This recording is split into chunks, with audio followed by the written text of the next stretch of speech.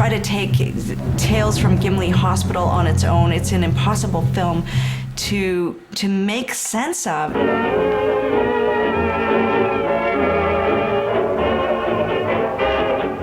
It was a mind-blowing experience to see a Guy Madden film for the first time and to not really know anything about his style. Guy's work was a kind of that peculiar feeling where you're not really sure what you've seen, but you know it was good. Guy has taken this story of his people, the Icelandic people of Manitoba, and this horrible tragedy that happened when 80% of them died, and he's kind of made a comedy out of it. I don't think people really seen anything like that before. From that standpoint, I think it was a very, very special film.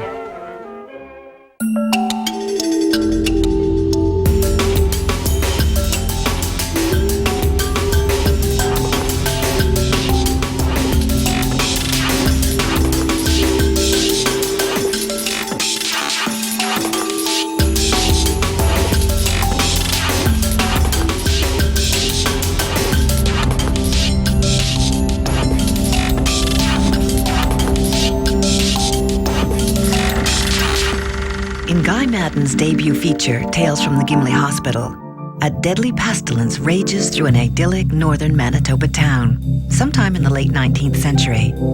Caught up in the plague are delirious Einar and his hospital mate, Gunnar, who discover they have something in common: sexual relations with Gunnar's late wife. Madden's experimental deadpan tone poem traps viewers in a loop of stories within stories. The film encompasses everything from homoeroticism, necrophilia, to a black-faced minstrel. Despite numerous obstacles, Madden was able to make a small independent movie in Winnipeg and watched it grow into a cult midnight movie success, even though the film was rejected by the Toronto International Film Festival. The film was born out of a love for silent and part-talkie cinema and a desire to replicate the success of fellow Winnipeg film group member John Pays. Made on a minuscule budget and with an amateur crew, it showcased the unique vision of one of the world's most critically acclaimed directors and influenced a generation of Canadian filmmakers who proceeded to express their independent visions on screen. At that time, obviously Winnipeg wasn't the center of the universe for film, and it wasn't the center of the film universe for Canada. It was really nowhere, absolutely, and the one thing that we did have was the Winnipeg Film Group. A group of filmmakers got together, called themselves the Winnipeg Film Group, and they initially started to show films. So, this is back in the days before DVD, before VHS even. These people were watching 60mm prints with projectors screened on walls. It started from just wanting to see work, wanting to see good independent Canadian film. And then it was a co-op and they started to make films, and the rest, just was history. John Pays was kind of like the Uber filmmaker of the Winnipeg Film Group at that time, and Guy was almost like his, the mentee. In 1985, Pays directed and starred in his first feature, the campy prairie postmodern Crime Wave. The film was an incredibly important film because I think it proved that the important thing in making an independent film is to be resourceful and imaginative and not necessarily to have a lot of money. Here's a guy who went out and bought a Bolex, bought a light, read a book, had his ideas, looked at films very carefully and studied the lighting for hours by himself, and just took $100 and started shooting the film. The film got incredible attention from critics.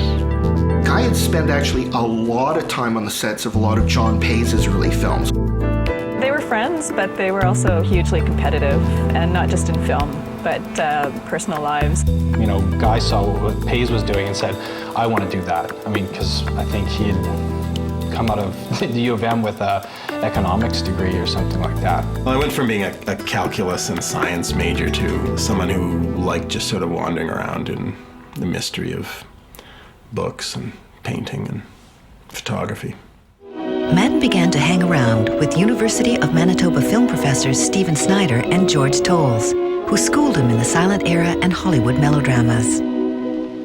I think there was a really interesting teacher-student relationship going on there, where, it wasn't just confined to the classroom, but it actually also happened in the professors' sort of living rooms, and, it was sort of all-night film festivals. The university gave me a projector, so I would just bring the movies home, and every Friday and or Saturday night, I would run them. I watched a lot of movies endlessly with my friends Ian and John Harvey on Steve Snyder's wall, a big cracked plaster wall. Since Guy lived across the alley, he must have watched 200 films like that. I was really excited to discover that you didn't need to be a very technically skilled filmmaker to make powerfully effective films. In 1985, Madden made his first short film, The Dead Father. When his depressed cinematographer refused to get out of bed on the first day of shooting, Madden learned how to use a Bolex camera and shot the film himself. The film was a minor triumph and earned Madden an invitation to the Toronto Film Festival.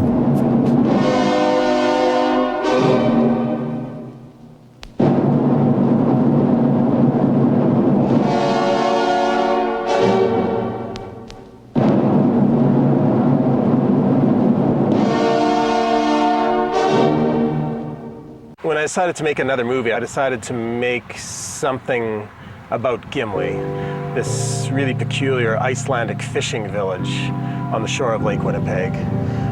Because I grew up in the Icelandic community in Winnipeg, everyone in the house except the men, my father and my brothers, spoke Icelandic.